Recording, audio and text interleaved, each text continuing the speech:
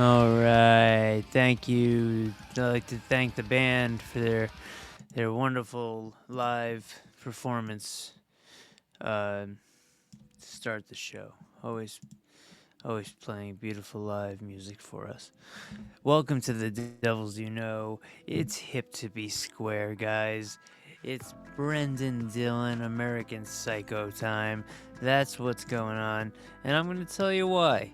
I don't know if you listened to the bonus episode that I did yesterday or the day before, but since the Devils played the Blue Jackets, and if you follow me on X or Twitter, whatever you want to call it, you know that I post every goal and in order and as fast as possible. Sometimes my internet is a little slow, so sometimes it might take a minute, but usually I'm the first one to get a replay up.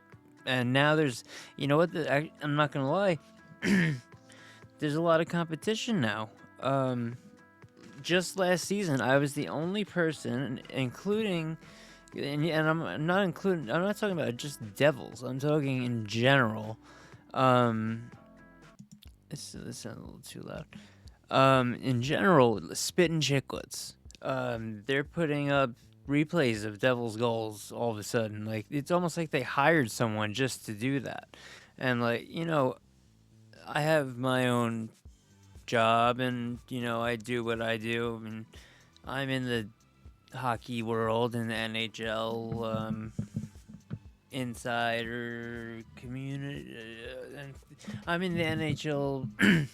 I work within the confines of the sport. I don't know how to address that the proper way. I don't. We never really discussed that. Whatever. That's not the point.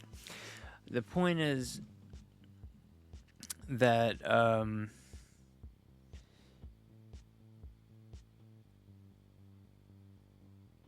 it's hip to be square. Anyway, Columbus Blue Jackets fans. Voronkov. So what I do is I have the feed for the game, right? And luckily, I don't want to say this the wrong way, but luckily, I am sent the direct feed from when it's an MSG game. If it's a game that isn't MSG, they still send me a feed, but it's not the same. It's not on time. So I have a live feed. So when I put up a replay, okay, let's say there's 2 goals in a matter of 2 minutes, right? Let's just say that for the sake of argument, 2 goals in 2 minutes. All right, so Timo Meier scores. Now I have to backtrack, right?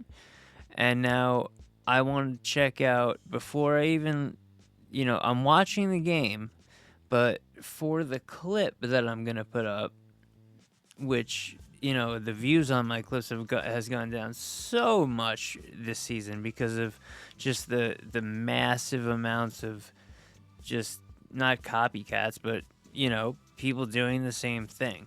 And it's sad because my clips were, and I still have my people out there, and I love you all. You're very supportive. That sometimes my clip might be a little.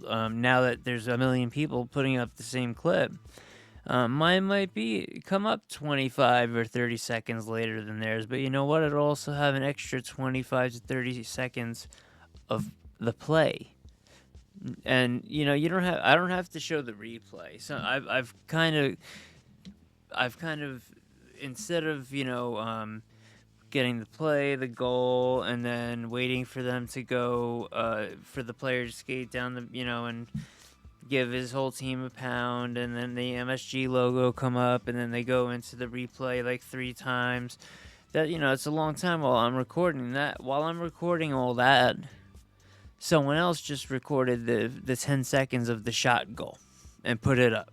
So, okay, I'm not gonna, just because that's happening, I'm not gonna make my clips and less any less of the quality because I want them to be faster. No. If I'm gonna put up a clip, it's gonna be better than the clip you're gonna get. You're gonna get directly from the NHL, directly from the Devils, directly from Spittin' Chicklets or whatever, podcast or big NHL account is out, or sports account in general. You're gonna get a better clip from me because what I do is once the goal is scored, I pause, I rewind, and I make sure I get the play. The replay is irrelevant. I've stopped for the most part. Sometimes I do. For the most part, I record up to when the player skates to the bench for his pounds. That's when I stop it. So, but I want to get the play. Like if you look down the highlights section of my X account, which people don't use the highlights section on X. It's a great thing. I utilize it. I've been utilizing it. That's how you can find 3 or 4 years back in Devils history in order of games and goals. You can go backwards from the start. If you click highlights, you'll see last game, and then you go all the way back, through past the stadium series, all that kind of stuff. Any game that I go to, I get every goal live from my phone, from the crowd. Great. The only time I didn't do that was at Stadium Series, and I did get one at the Stadium Series, but I wasn't really worried about it. We were just, that was having too much fun. I'm not gonna waste that kind of time, especially with the way this, Stadium Series is. You can't hardly see the rink, so. It wasn't worth it. But I did get great clips like Nico Hischier. I was the first person in the world, guaranteed 100%, the first person to have Nico cursing, because he cursed when he was being interviewed before he went into the locker room after the game, and he cursed, and I was recording it in the arena live. Like, I went live and was recording him on the screen talking, and he cursed, and that video's still up. So I posted it as it happened, and I don't think anyone else did that. So I think in that specific case, which is a funny one, I can guarantee that I was definitely the first person who had that posted up on the internet. And it's very hard to say you're the first person that posted something on a certain thing on the internet, right? Unless you made it up. Like, obviously, I'll be the first person posting this stupid podcast or whatever. Anyway, I've gone 9 minutes and not even gotten into anything about what today is about. There's a couple of things that I came across. Let's see. First, I guess we'll do the CD. I found this 2000 Champions CD. It's the 99 New Jersey Devils, 99-2000 New Jersey Devils Championship, songs, sounds, and highlights. Let me show you the back.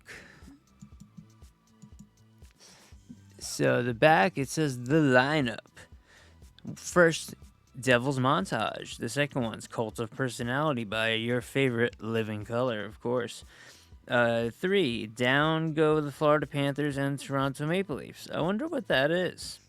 4, Come On Feel the Noise, Quiet Riot. And they do not spell come, C-O-M-E. 5, What a Save Brodeur. I can only imagine that's a Doc Emmerich. I wish I could listen to this. Ironic that I can't listen to a CD. Like, I'm in my house and I can't even think of a way to listen to a CD. I don't like that, actually. I gotta fix that. After What a Save Brodeur, My Sharona. Then the next one, The Young Guns, Gomez, White, Madden, and Rafalski. Oh. Then 8, Twilight Zone. Is a song, I guess. 9, Backs to the Wall, beat Philadelphia Flyers Game 6, Eastern Conference Finals. So that must be calls from the Devils' comeback from being down in the Eastern Conference Finals. Number 10, the House is rocking. Stevie Ray Vaughan and Double Trouble. 11, back to the finals. Beat the Flyers Game 7, Eastern Conference Finals. 12, goodbye to you. 13, the captain, Scott Stevens. 14, we got a pedophile. Rock and Roll Part 2. But it's by the Alphabet City All-Stars, not by that scumbag. I'm not even going to say his name. The disgusting piece of shit. 15, Goal, Devils. Game number 1, Stanley Cup Finals versus Dallas Stars. 16, It's Your Thing. The Isley Brothers. It's your thing. 17, Stanley Cup champions again. And 18, We Are the Champions, I guess by the Alphabet City All-Stars. So they perform the songs, like that's obviously Queen, and the other one is Pedophile. But the Alphabet City All-Stars. So that's that. And then I found, this is probably the best one that I could have possibly found. I'm so happy that I found this. This is Stanley Cup Championship Season Media Guide, which is unbelievable. The 2002-2003 Media Guide. Now, if I've ever sent you anything or anything like that, you know that I have a lot of the pocket schedules from this season also. And I still have a lot of them. And whenever I send out, when I send people giveaway, winners, or I send cards to people, whatever, and I always throw some Devil's Joint stickers in there, some Devils stickers, and some random seasons, including the Stanley Cup of season of 02-03 pocket schedules, because with these days, it would be magical if you could get a ticket stub for a game. And the one thing the Rangers did that was cool was give some fans ticket stubs for the games that they're going to during this season.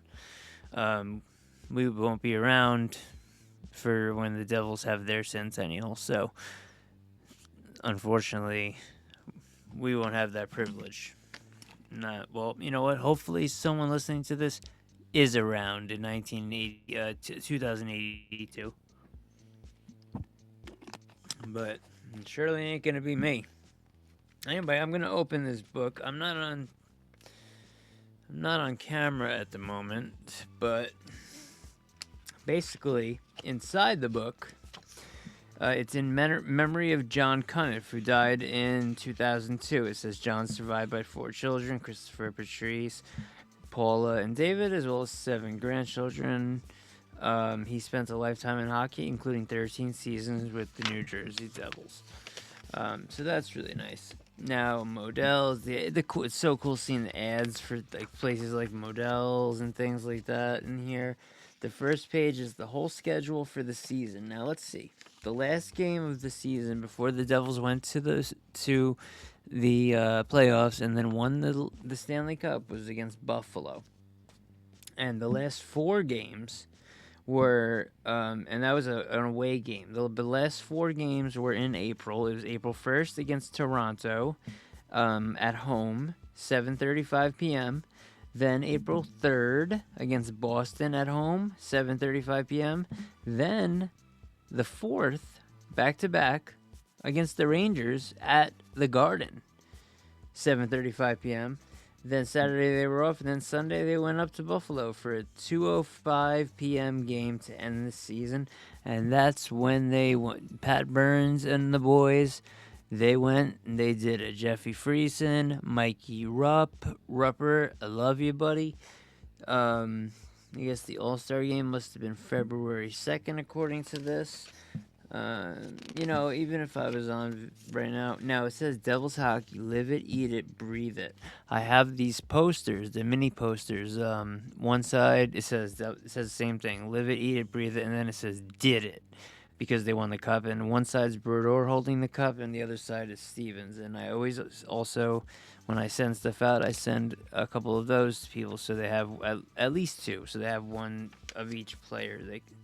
Whatever. So now we're in the management section. Lou Lamoriello is at this point in the Devils history is CEO, president, and general manager. So pretty much had a lot of jobs. Pat Burns, head coach, rest in peace. Bobby Carpenter, I have his autograph right here, about 2 feet from my hand. Assistant coach, great Devils player. Jacques Caron, goaltending coach, amazing. I mean, the coaching staff for this team is just unbelievable. Next one, special assignment coach Larry Robinson. Jesus Lord, I found it. I just got a card. I opened an old pack and I got a Larry Robinson L.A. Kings card. And the head coach of the River Rats was Dennis Gendron back then, and the assistant coach at the time, was Chris Terreri. Now, I was talking to Don LaGreca and probably Danico, I think. I forgot because I did both interviews over the summer. Does Chris Terreri, is he a guy that you give a ring of honor to? He spent 19 years of his career with the Devils. He did play with the Sharks. He made a few other minor stops. Islanders, very minor, but he's a Stanley Cup champion with the Devils, 2-time.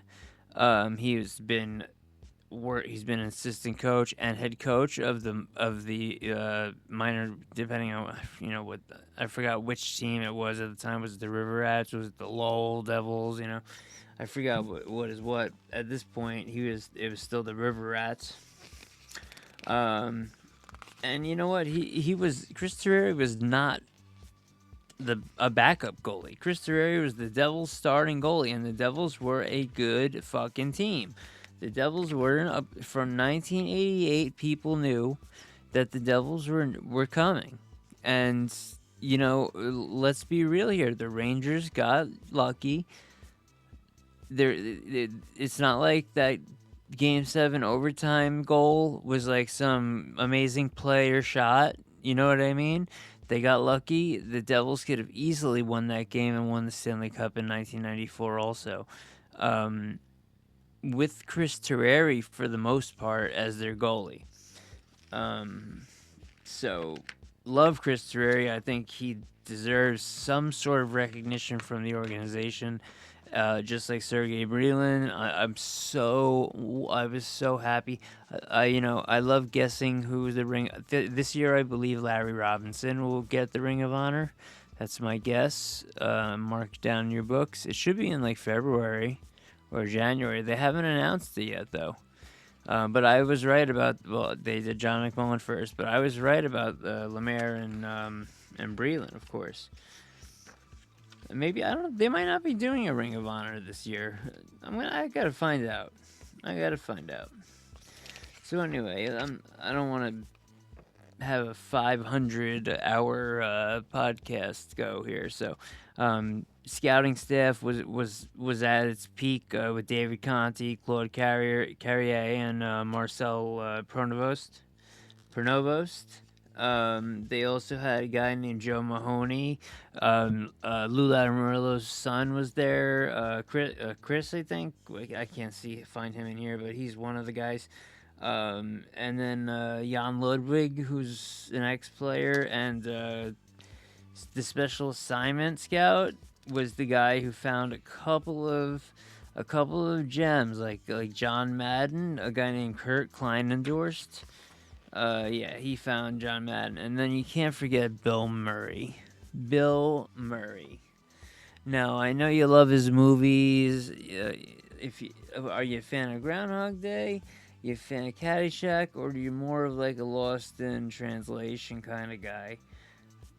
Or girl? What do you tell me. Let me know in the comments. Please, nobody leaves comments. And equipment manager Rich Matthews was there for years and years and years, as well as Alex Abasto. These are people that fans these days have never heard of, like newer fans, and it's not any fault of theirs.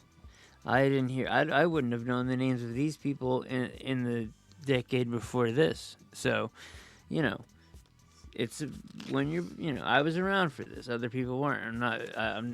I'm never saying I might, people say things on the internet And you got to forget that context is hard on the internet. So like, if I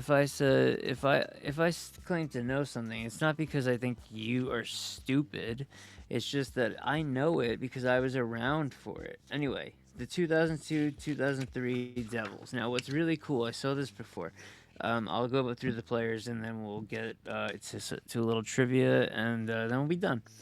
Tommy Albaline, defenseman. This is how they started the season. Remember, their players were added. Christian Berglund, Yuri Bichek. Now, all of these players have one page. I'm turning one page to the next one. Martin Brodeur, let's see if he gets more than one page. Yes, Martin Brodeur has a 3-page. Sergei Brylin, does he have a 3-page or does he have a 2-page? Brylin has a 2-page. Now we're back to Kenny Danico, number 3. This is such a beautiful, I love this shit. I fucking love this shit. I gotta take a picture of this. Gotta take a picture of the Ken Danico page. How can I get it without my hand being in the book? How can I get a picture of this book with Ken Danico open without it closing on me?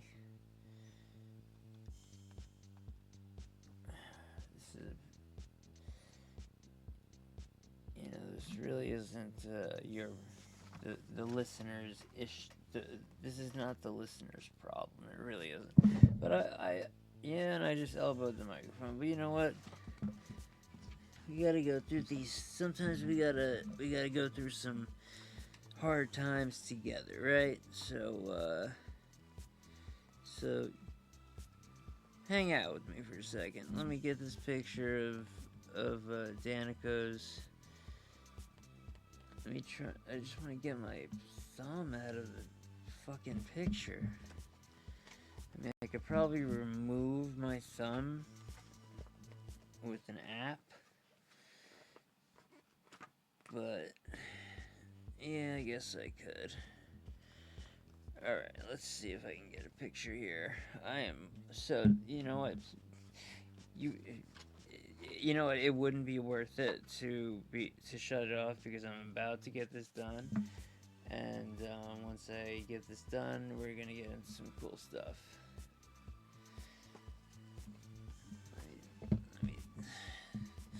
This is crazy. It really is crazy how I don't want to ruin the book by like bending it too much, but I just want to keep it open so I can get a picture of both pages. Jesus. So hard.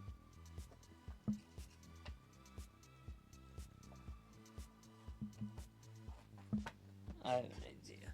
Okay. So, anyway, let's get into a little trivia. We're gonna take. Oh, I found an old vape. I put it on the charger and see if it had anything left. Because sometimes, like months later, if you find a vape, it'll start hitting. THC vapes.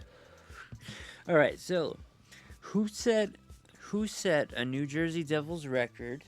Now this is an easy one, with 48 goals in 2005-2006 season. I should have queued up Jeopardy music.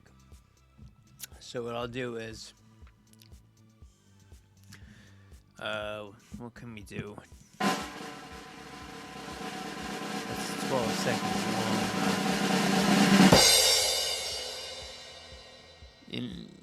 You know what? No. Oh, you know. We'll do that one in between question and answer. So the answer, of course, is Brian Giunta, who still holds that to this day. Not one player has scored more than 48 goals for the Devils. The Devils have never had a 50-goal scorer in their history, and it's so weird because not only were the Devils a great team for a long time, they literally were in the they made the playoffs all but 3 times between 1988 and 2012. Or yeah. So the only other team that was better than that was the Red Wings by like 1. Anyway, which New Jersey Devils player finished third in the NHL in scoring with 96 points in 2001?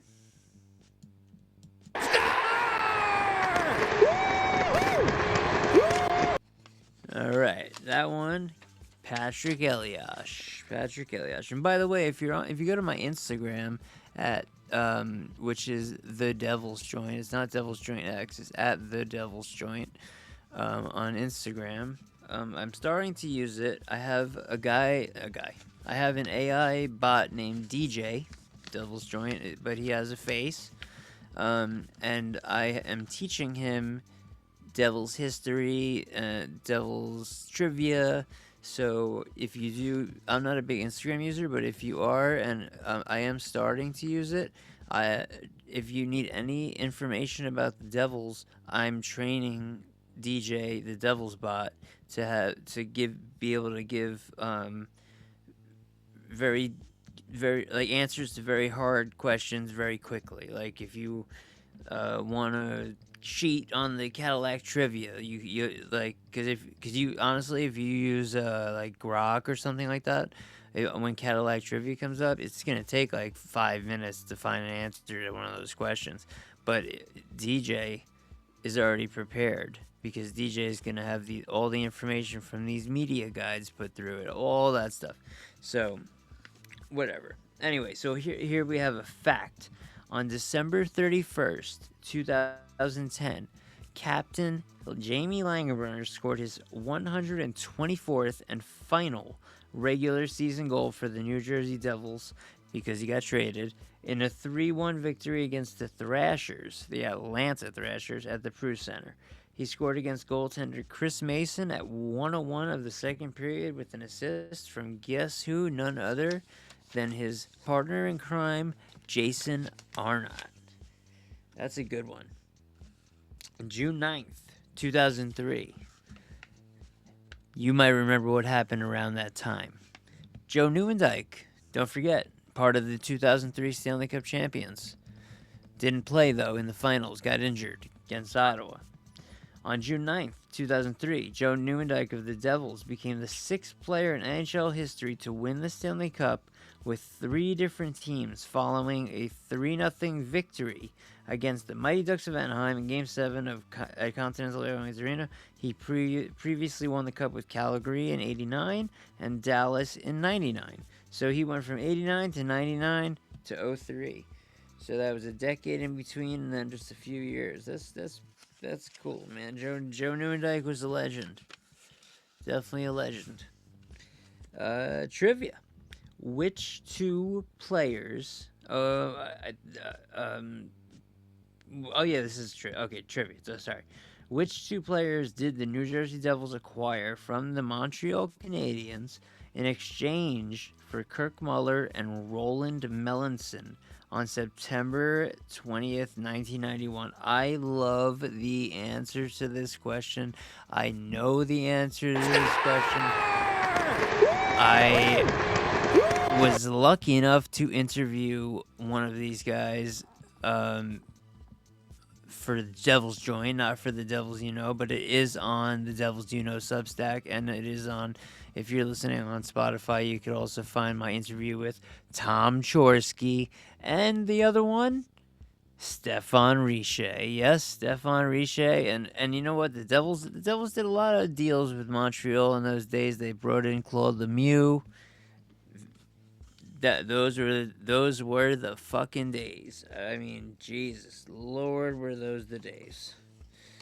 Anyone who tells me they weren't the days, well, they weren't alive for the days. On February 19th, that was one of the days, 2011, Patrick Elias earned 3 assists to reach 800 career points. So he was 3 points away from 800, and he just gets 3 points in one game. all for the New Jersey Devils in a 4-1 victory against the Hurricanes at RBC Center. Patrick Elias, Sergei Brelin, we salute you. We salute you. And you know what? I salute Travis Zajac as well. He was traded to the Islanders. He didn't like that, and he came right back and said, "Hey, let me sign so I can retire as a Devil." Travis Zajac, it's like Brodeur. No, Brodeur. He left and went and he signed with the Blues. The Zajac could not control the fact that he was getting traded with, good riddance, Andy Green. Andy Green has to have been the worst captain in the history of the NHL. He's like, when Andy Green was the captain of the Devils, and you ask people, like, just hockey fans, like, I think I said this in a recent episode, but if you just ask hockey fans during that time, like, hey, who's the captain of the Devils? They would never have known. Like, it would have been like, well, Tavares is the captain of the Islanders, and Drury's captain of the Rangers. The Devils, is Elias captain? Like Andy Green and Nico Hischier. He's not a captain. I'm sorry to say, but Nico Hischier is not a captain. He's not captain material. They should have never gave him the captaincy. I don't know why they gave it to him. I think it was rushed. I don't think the Devils organization is really good at rebuilding or trying to rebuild, and especially regarding goaltending, because of having 2 decades of, basically 2 out of 3 decades of the team's existence, they relied on one goalie and didn't need to draft another one or anything like that. And you know what? They've drafted a few goalies. They got Yegorov. But they also had Alexander Romanov, in the system. They let him go. They had Capo Kakkonen, and they're signing. They didn't really give Blackwood they treated Blackwood like shit. Look at Blackwood and Wedgwood, Blackwood, Akira Schmid. These are all goalies that have no losses against the Devils. They beat the Devils every time they play them. These are goalies the Devils had, and guess what? When the Devils were going to rebuild, after 2012, and then Kovalchuk's like, hey, I'm getting out of here, and then Parisi leaves. All right, finally it's time to rebuild, and maybe rebuild around Travis Zajac as the captain. But no, they have Andy Green as the captain. And then all of a sudden, these crazy things start happening. Havlet, Michael Ryder, Igor Larionov, Yager. But the worst of all, trading a top 10 pick in a great draft, which would have been Bo Horvat if they were to make the pick that the Canucks picked with that pick, which I would have picked Bo Horvat. I thought that's who they were going to pick. They traded him for Corey Schneider to play with Brodeur for a little bit. Corey Schneider was like the worst goalie in the history of the Devils. Like, we had the Brodeur for so long, but we also had goalies that were good and backup. Mike Dunham was excellent. Chris Terreri, obviously. Even Keith Kincaid, Craig Billington, Scott Clemenson. Oh man.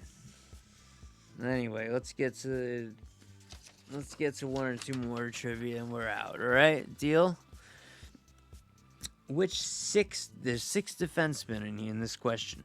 Which 6 defensemen were in the lineup for the Devils for their Stanley Cup clinching 5-2 victory win against the Red Wings in Game 4, June 24th, 1995 at Brendan Byrne Arena? The 6 defensemen, obviously, Stevens, Niedermeyer, Danico. Those are the big 3. Everyone's gonna know that, but I mentioned him before. Tommy Albelin was obviously there.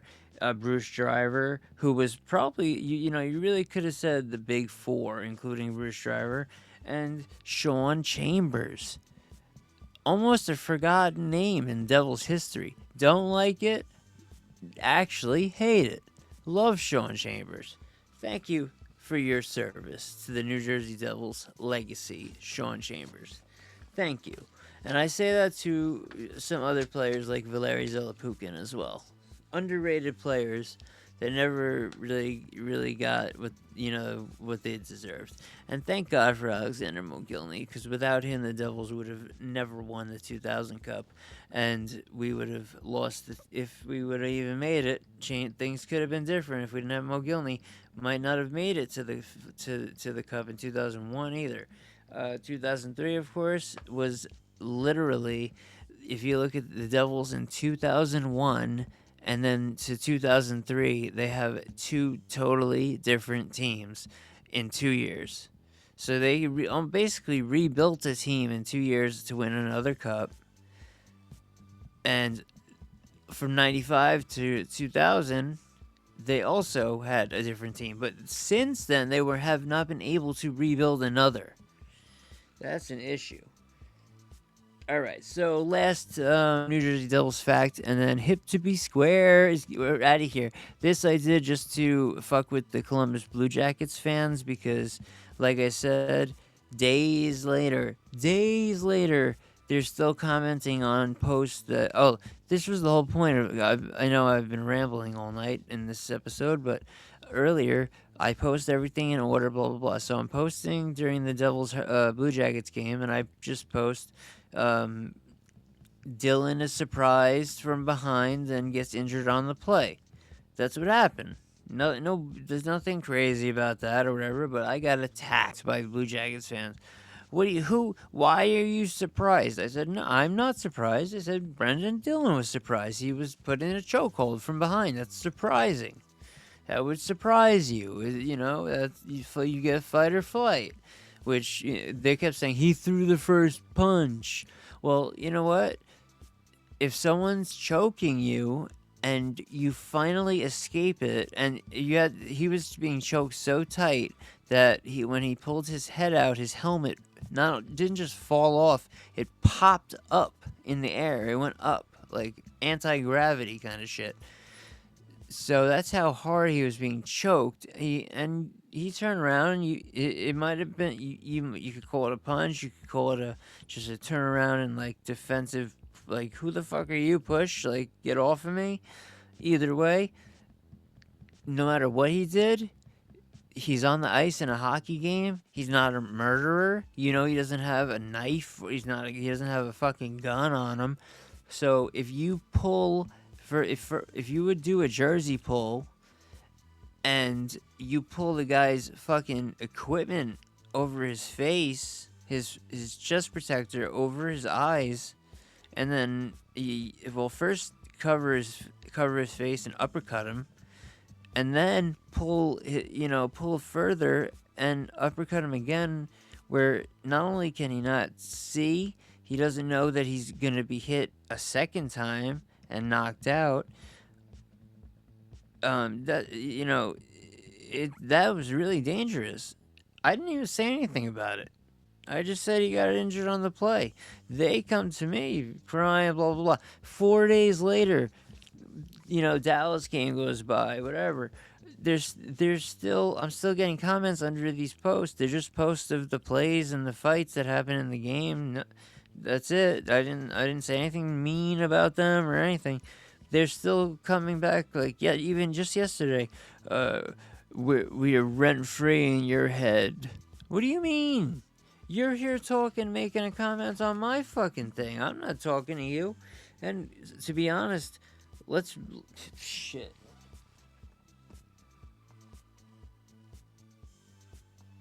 real. Let's be real. The only reason that the Blue Jackets even have... Well, let me say it like this. If we're gonna get real. The only reason people even remember that the Blue Jackets exist as a sports franchise is because Johnny Gaudreau passed away. And it's just true. God bless his family.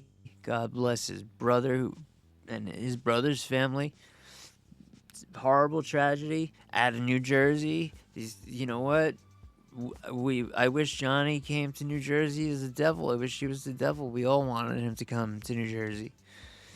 and it's a horrible tragedy. The guy seems to be like, it seems to me like he might skate and get off. I shouldn't use the word skate.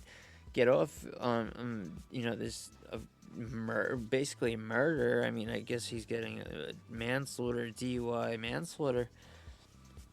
Either way, if that never happened, if that happened and they didn't have him and he was on Calgary, the Blue Jackets would basically just be known for the team that is the reason that we have the nets behind the goals because somebody got killed in their crowd by a puck. And they're also known for their best player that they only really had for a season.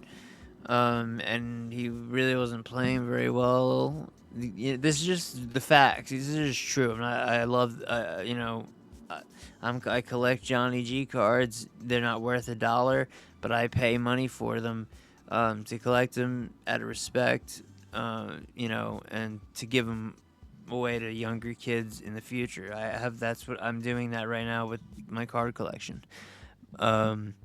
But the fact is, he didn't really play very well for Columbus. And big tragedy happened, and it brought a lot of attention to the Blue Jackets. Of course, they didn't take advantage of that. They still sucked, and they still suck right now. And just because they beat the Devils the other night, and they have a couple of guys that are tough, which is why they're not a good team, because they might have some tough guys, but they don't have talent guys. And the Devils aren't a team that's really ready for fighting. We got rid of Curtis McDermott. We brought in Zach McEwen, and he's injured. The injury bug for the Devils is just unfucking believable. Unbelievable. It's just never ending. Obviously Jack Hughes is out from going to dinner. McEwen gets injured, and Dadonov, by the way, forgot about him, by the way. Guess what? Evgeny Dadonov is the New Jersey Devil, by the way, if you forgot, because I did. I remember more Zach McEwen because he actually played pretty well in the time he got on the ice. And was I at the game that he played? The first game he came back? I don't remember, but I do have his rookie card. It's right next to the Nikita Gusev card and rookie card, Upper Deck Galore. So anyway, that is it. We had some trivia, we had some history, we had some Blue Jacket fan bashing. We talked about the 2003 Devils. We talked about the CD. I don't know. I did a lot of rambling tonight, a lot of devil stuff, a lot of truth. Oh, another thing. A lot of the times that I said about the Hughes brothers, that the ownership, the thing is, it's all about money. The owners don't care if the Devils make the playoffs. The owners don't care if the Devils win the Stanley Cup. The owners don't care if the Devils win another fucking game this season. If you saw what I saw today, which you did, but no one sees it the way I see it, the way I've been trying to explain from my point of view. And when I say my point of view, I mean from a person who hears, sees, and is told things that other people don't hear, see, or get told. All summer, I also worked with all three Hughes brothers at Fanatics Fest. I wrote an article explaining, even if Tom Fitzgerald wanted to trade away Jack Hughes, because, hey, listen, he's a great player, but he's not going to be able to ever help the Devils get to a Stanley Cup championship if he can't get through a season, right? And Luke Hughes still has one goal. I understand he's a defenseman, but the marketing of Luke Hughes is that he's an offensive defenseman. And he's not really doing either one of them. And the thing is, they will not get punished for it. And of course, now this is going to get longer and almost be an hour-long podcast. But Luke Hughes and Jack Hughes, but Luke Hughes can get away with anything. I'll tell you straight up, and I know this for a fact. They miss team meetings, especially video. They miss them for stupid things like the stupid segments where they sit on the couch and talk about, what books they're reading and what booger they picked last night and what wish they made when they wiped it on the wall. Sorry. Let me rewind and calm down. I said that owners got. I hate these owners, Harris Blitzer. I love Jeff Vanderbeek back. The Devils didn't suck because of him. He just happened to own the team when they sucked, and which was a very small part of the Devils' history. They haven't sucked. The Devils don't suck now, and they haven't sucked in a few years. They had about 8 years of really sucking, and out of the 40+ years, say 13 of them, 14 of them were bad. That's pretty good with 3 Stanley Cups. Anyway, so the owners don't care about the team winning. All they have collaborations. I work for a certain company that does the same thing. That we just collaborated with Lululemon. I'll tell you a secret if you don't say. There's a collaboration with Billie Eilish coming with the company that I work with, or for, whatever you want to call it. These are big money making things. The Lululemon collaboration was like $1 billion thing. Okay, the Devil's Den and Bauer collaboration with Luke Hughes as their model. That's why he's here. People already know Luke Hughes. It was a guy people were excited to have drafted. His name is known because he's a brother of the other Hughes brothers.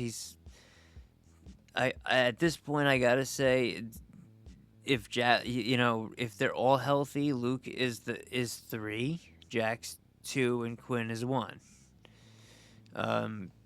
I think Quinn's the most effective. A defenseman that can put up as many points like he does, and also play defense is probably, growing up as a Devils fan the way we did with Stevens and Niedermeyer, because Stevens was an offensive threat too, and Rafalski and stuff like that. You know how important guys like that are, and so I think Quinn is 1, Jack's 2, and Luke is 3. But they're not gonna put Juho Lamiko in their Bauer Devils collaboration ad. No. Luke Hughes is gonna go and he's gonna model the whole fucking catalog, while the rest of the team is on the ice practicing, working out, going over plays, watching tape, in meetings that are mandatory for them but aren't mandatory for if your name ends with H. That includes Heishier. And it also included Taylor Hall back in the day, just so you know. I mean, it's crazy. Just look at it. Look at it from my perspective. Go on my Substack, and if you're listening to this on Substack, go down and read the article. There's 2 articles. There said, could the Devils benefit from losing one of the Hughes brothers? That's the older one. And the newer one, the one that you'll see first, is In the Shoes of Luke Hughes, where I make a story and I make up names. Like Luke is, I don't remember their names, but there's Luke and he has his 2 brothers, and they all have 3 different names.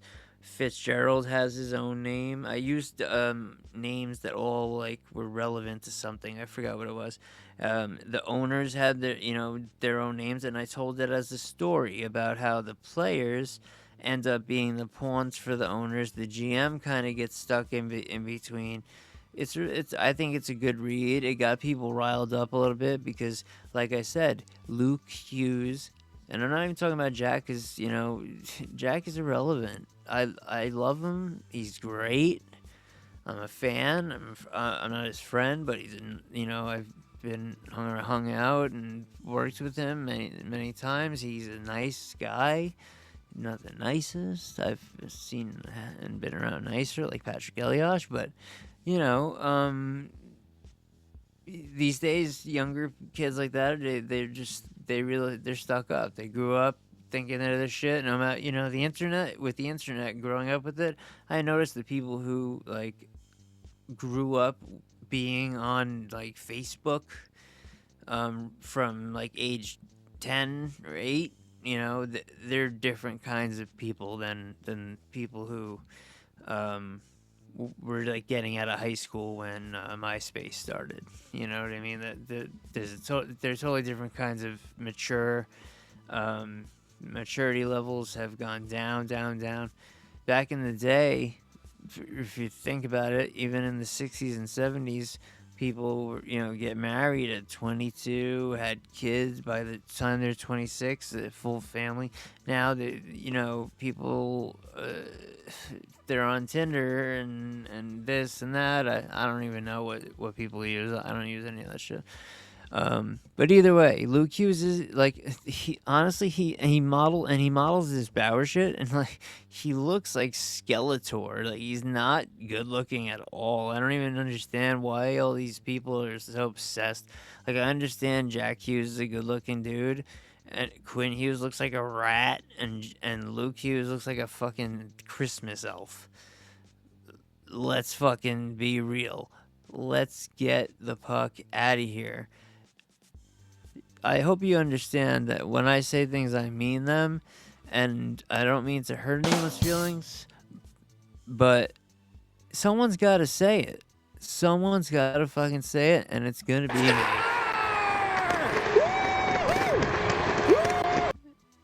And in a couple months, it's going to be May. All right, guys. Thank you for listening to The Devils You Know. We'll be back with episode 2 after tomorrow's game. Let's go. See ya.